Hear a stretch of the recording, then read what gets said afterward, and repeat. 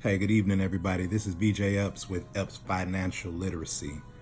I've been talking to a lot of people probably about the last couple of days, just as far as credit mentality and mindset, and it's a lot of things that we need to break in order to be able to move forward with our financial progress. We have to change our mindset to better allow us to adapt to the changes in which we have to make.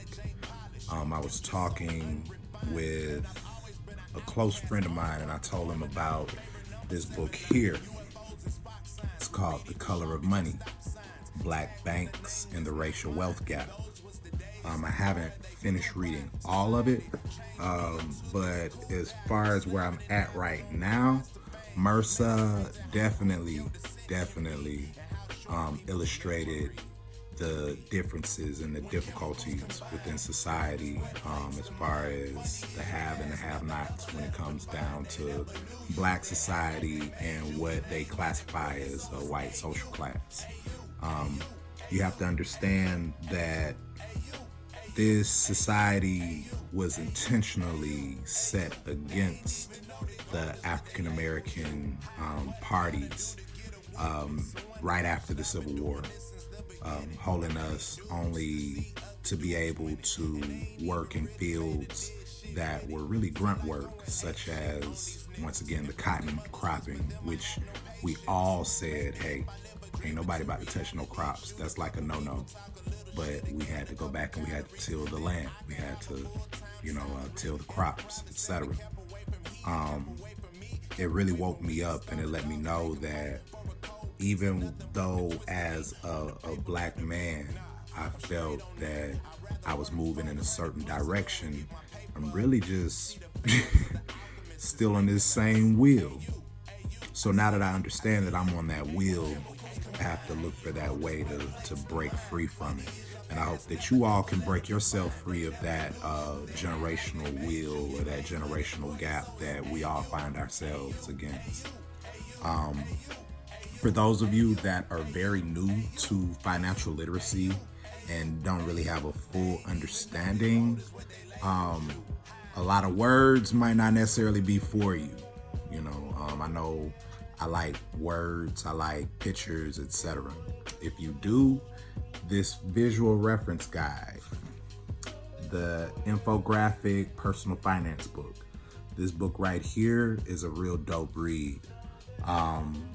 It shows you how to, set aside funds for a rainy day, calculate your net worth, building an emergency fund, which is what I have my followers on the channel doing right now, $1,000 emergency fund savings with $100 a week for the next 10 weeks. In doing so, it gives you leverage to be able to sort of fall back on for the just in case. You definitely need to understand your debt to income ratio. You need to understand how to dig yourself out of debt if you're in debt, the difference between a debt snowball and a debt avalanche. These things are important. You need to understand the difference between APR, an annual percentage rate, and just your regular interest rates. You need to understand what points are, etc.